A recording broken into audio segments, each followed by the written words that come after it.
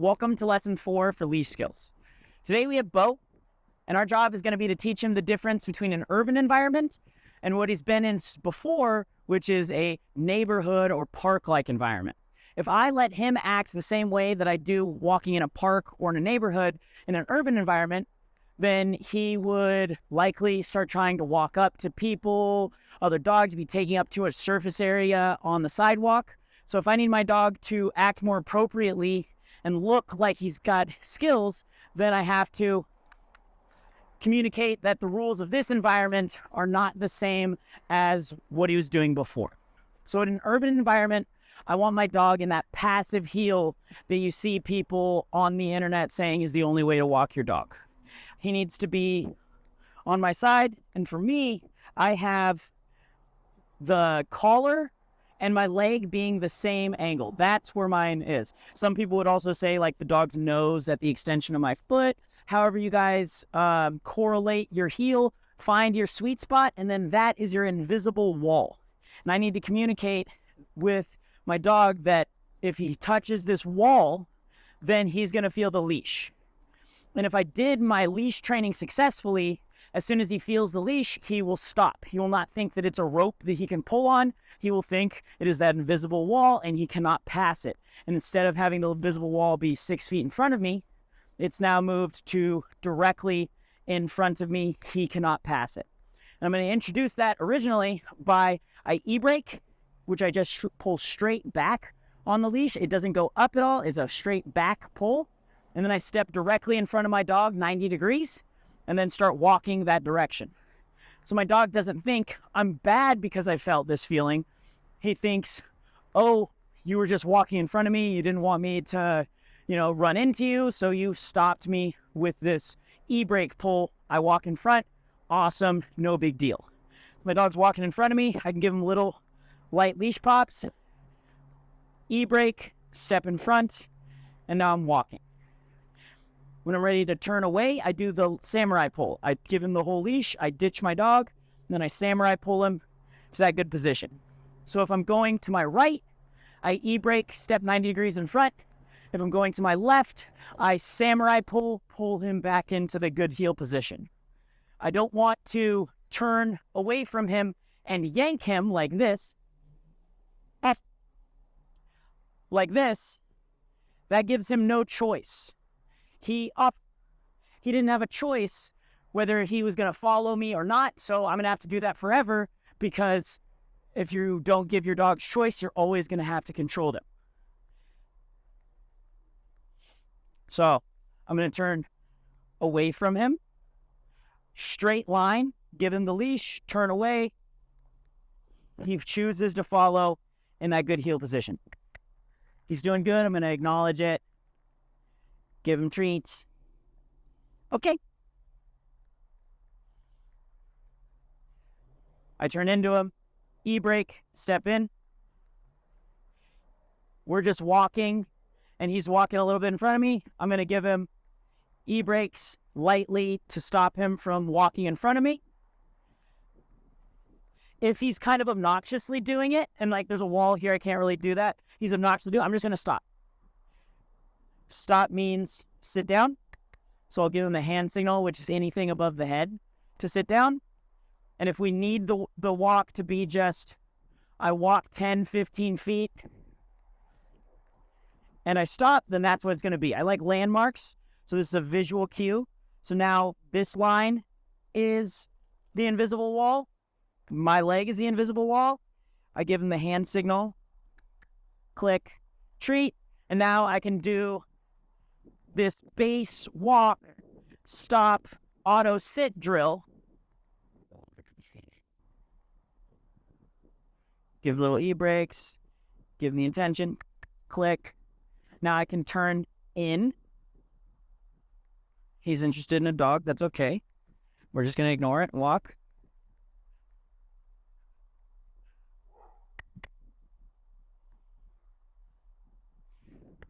When I start walking, he starts walking again. I don't have to release him. E-brake. Don't let him pass that invisible wall. He auto sits. He dropped his treat, so I'm going to have him sit again.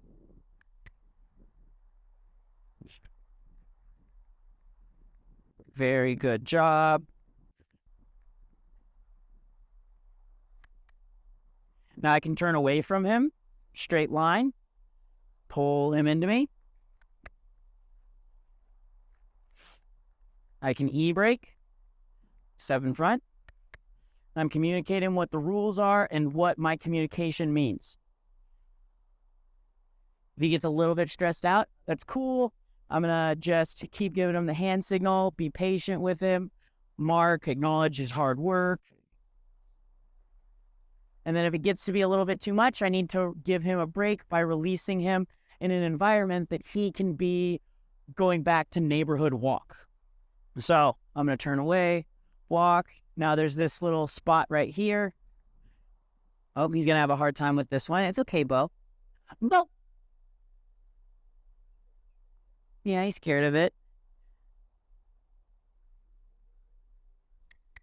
Bo. It's okay, baby boy.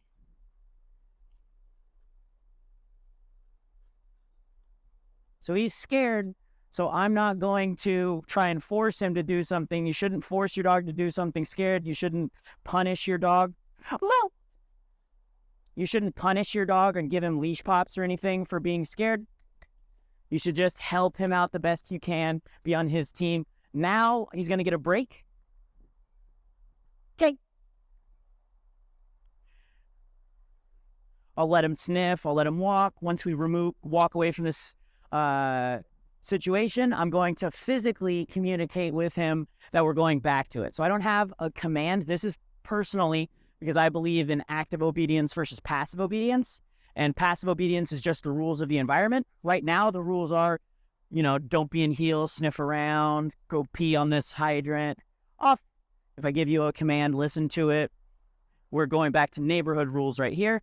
And then once I exit this, I'm going to go to my urban environment, and I'm going to physically communicate that without a specific word, because a specific word would mean active obedience, which I would have to release him for. But we're walking away from it, and he's just not allowed to pass my heel anymore. I'm going to slowly just kind of guide him to my heel. We'll get past this grate together because he's nervous, so I'm going to be understanding.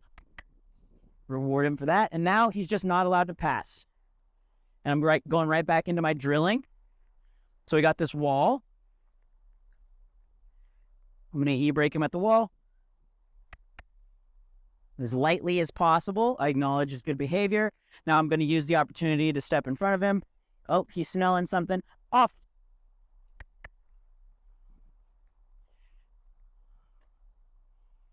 Off. Give him a leash pop because he's needing to get off that smell. But I'm not like, making this a negative thing. I did those two as far of a distance as I could between my two offs to give him the best chance at not being overly stressed out or frustrated. Off. Because I need him to make the choice to move on. And if I start yelling at him and he's like, this is just, I feel like you're just being mean to me, he's not going to want to listen. Well, so I have to do this as kind as possible, be understanding, and accept my dog for where they are. Oh, he's on that smell. He's behind me, so I'm going to allow him to go back. I don't want to yank my dog forward because now we're playing pinball where I'm yanking him forward, yanking him back sort of thing. I want him to be able to be behind me, come up, but not pass this line. It's not my job to yank him from moving on unless I give him an off command. And then I do leash pops. I don't yank. I stop. Oop, good stop. He's auto sitting. Perfect. I'm going to turn in. I'm going to walk a little bit, e-brake. And now we're going to walk. If I want to turn away from him, I samurai pull. We get here. I need to teach my dog that we have to wait. And now this is impulse control. He's got loud noises. We're walking. And we're going to hang out here until we're allowed to walk. I don't need to release my dog. Once we're ready to go, I just start walking. And he walks with me because I didn't put him into a stay position. He's in heel position, and when I move, his job is to stay in heel position. Very good job, baby boy. Use the landmark, E-brake. He auto-sits. Now he's auto-sitting. I can start walking. And anytime I stop, I want him to auto-sit. I'm going to acknowledge it. I'm going to do this for a while. I would say to get good at stuff like this, you want to put about 8 hours into each environment. And then your dog will just accept them, and you'll be able to do this stuff without really thinking. You'll be good enough at it to where you can move normally and still communicate the way that you want to. You don't have to be in a grid necessarily, but you'll still do the right things. And your dog will understand as long as you stick and stay consistent with your communication. Plus, he will get more comfortable with his environment as we go.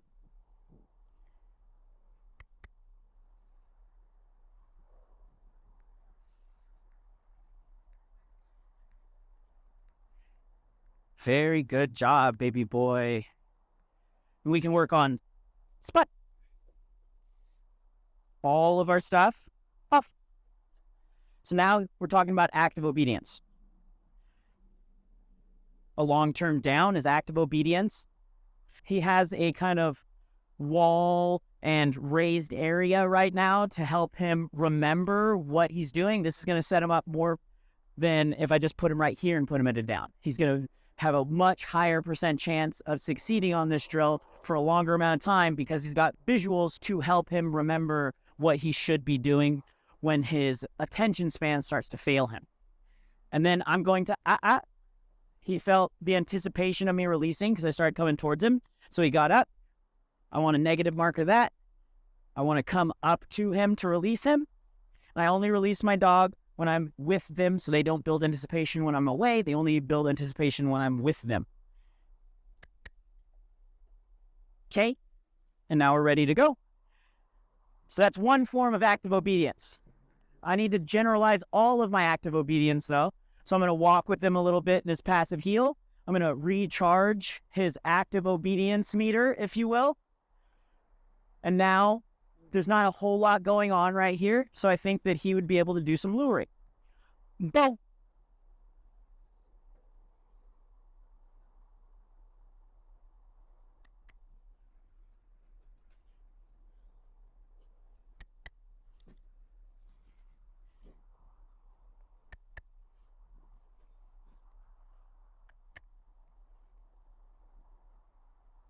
So this is active heel, where the other one was passive heel.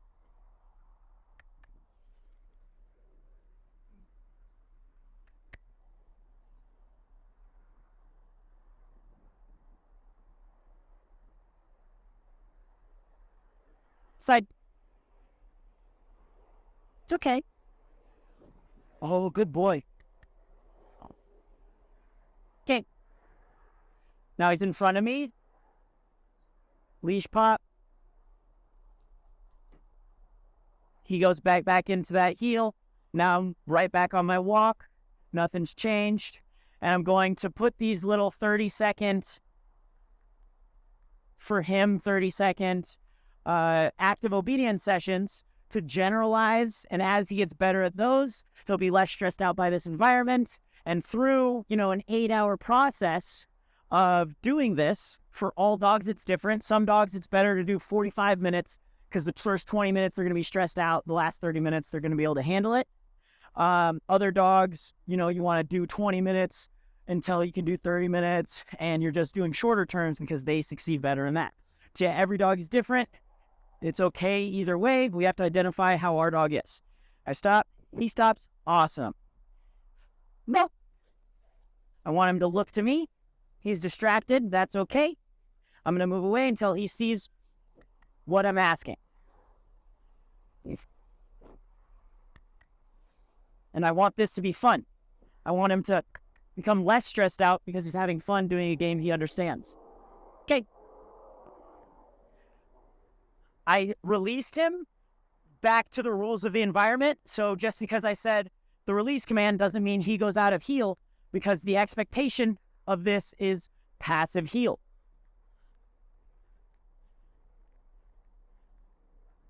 I'm recharging his active obedience right now.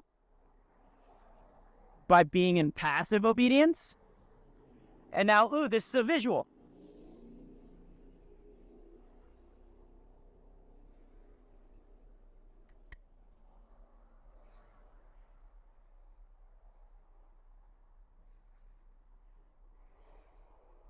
So now I can work on his downstays. I'm helping him out the best I can by having him a visual difference. He's not anticipating being released because I only release him when I'm close to him. I don't release him when I'm away for a very long time. Good boy.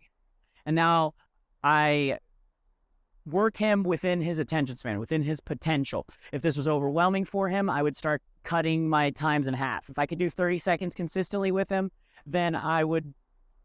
If I couldn't do 30 seconds consistently with him, I would cut it down to 15 seconds, get as many victories as possible, and then I would bump it back up when he was more comfortable. Okay. He was released into heel, so he didn't move. Now we're ready to start walking. And this is life. If you have an urban environment and you want to start out in an urban environment, I suggest you don't. I suggest you go drive to a neighborhood and teach your dog in a neighborhood for a while. And then once they accept that, and most importantly, accept that this invisible wall exists that they could never pass, then come to your urban environment and with, 20 to 45 minute walks, get about 8 hours of this grid system, consistent work where you use your environment as visual cues to help them understand what's going on.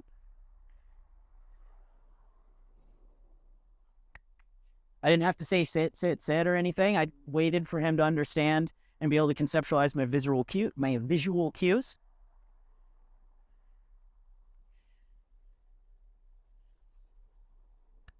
If my dog's overwhelmed, I'd rather say no thank you to my my verbals and just give him visuals because he has to pay attention to me if he's doing visuals. Spot. Yeah, it's a different feeling, huh? I'm letting him, feel all of the feelings that he's doing. It took him 5 seconds. I wasn't going to down, down, down. I let him spin around and be excited and be a dog. And that's going to make him feel more comfortable.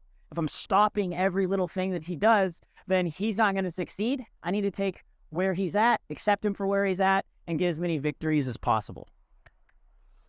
I can give him a treat. Just because I gave him a treat doesn't mean he's released. I can, walk back and forth and do all the distractions. Shh.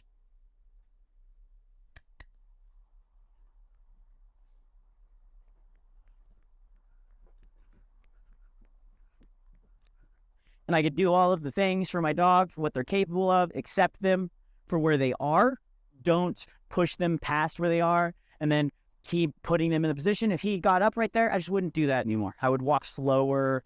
I would maybe just stand next to him for 15 seconds if that's what he needed for his comfortability right now. I didn't release him, so he doesn't get up. Okay. He got up a little bit, anticipating it. I slightly lost that battle. I should have released him before I grabbed it. That would have been better, but it happens. That's okay. We're just getting the time in and communicating consistently as best we can. There's parts where we're going to fold our cards. There's parts where we're going to fail. But if we provide consistent communication, he'll be able to succeed in this environment without us having to do a whole bunch of extra stressful work. It can just be a part of our lifestyle if this is the type of lifestyle that Bo is going to live.